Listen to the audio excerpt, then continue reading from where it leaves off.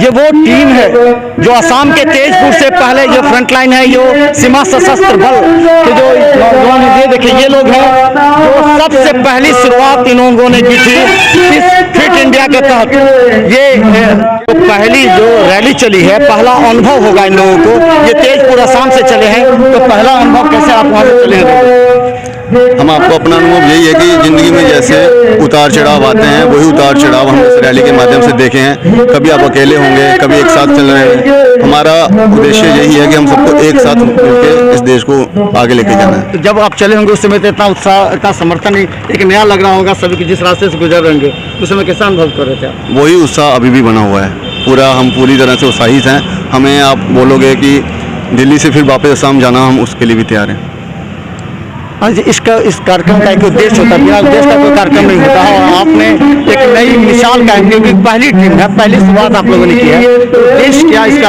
अच्छा, सबसे पहले मैं ये बताना चाहूँगा कि हम साइकिलिंग करके कोई रेस या कंपटीशन नहीं कर रहे हैं। हम एक जन जागरण का काम कर रहे हैं। जन जागरण में क्या है कि भारत सरकार, आपको पता है, आज़ादी का अमृत महोत्सव मना रहा है। उसी के उद्देश्य से, जिसमें स्वतंत्रता संग्राम सेनानी शहीद हो गए हैं, उनके बलिदान को आम जनता को याद दिलाना है।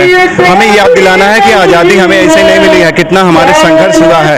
उसके साथ ढेर सारे कार्यक्रम जो है आयोजित किए जा रहे हैं। हम उनका जन जागरण कर रहे हैं, जिसमें वृक्षारोपण कार्यक्रम है, योगा है, और जो है जो स्वतंत्रता संग्राम सेनानी के पद चिन्ह है वहाँ पे हमारा भ्रमण है। और जो वैक्सीनेशन का भ्रम आम लोगों में है कि वैक्सीनेशन से खतरा होता है, तो हम ये बताना चाह रहे हैं, हमारे सारे जवानों ने, आप देख रहे हैं, सबने वैक्सीनेशन कर लिया है। हम इतनी दूर साइकिल चला सकते हैं, तो आप भी चला सकते हैं। तो ये ढेर सारे कार्यक्रमों का समूह है जो जन जागरण हम साइकिल के माध्यम से कर रहे हैं। ये एक पहली बार, ये देश में पहली बार ऐसा हुआ है जो लोगों को जगाने के लिए एसएसपी का सहारा लेकर के ये किया जा रहा है। तो आपके जो पूरे टीम है वहाँ पर, जो तेजपुर में पूरी टीम, उनमें से सेलेक्ट किया होगा आपने कुछ लोगों को, ये सोच करके कि ये लोग एक नया संदेश देंगे। तो अब मैं इसमें एक चीज़ और बताना चाहूँगा, इसमें कोई सिलेक्शन नहीं हुआ है। जितने हमारे जवान हैं उन्होंने स्वेच्छा से विलिंग दे दिया है और सारे स्वेच्छा से चल रहे हैं। इसमें कोई जबरदस्ती नहीं है। हम लोग स्वेच्छा से विलिंग होकर के सब साइकिलिंग कर रहे हैं। जहाँ जहाँ आप मिलते होंगे, जैसे अब यहाँ के बाद मुजफ्फरपुर में मिलेंगे, वहाँ की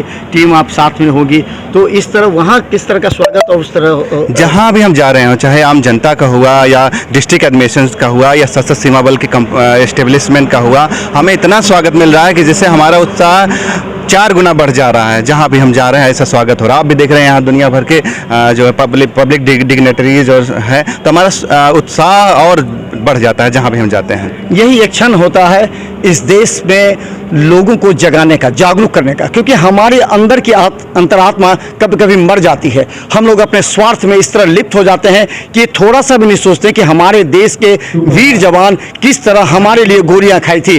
तो ऐसे लोगों को बचाने के लिए, हम बता दें कि प्रधानमंत्री की पहली बार कोई प्रधानमंत्री होगा जो ये कहता होगा कि आप बैठ करके पानी पीजिए, ये कहता होगा कि अपने शरीर को स्वस्थ रखने के लिए और फिट इंडिया के तहत इन लोगों को सामने रखें कि आप स्वस्थ रहें।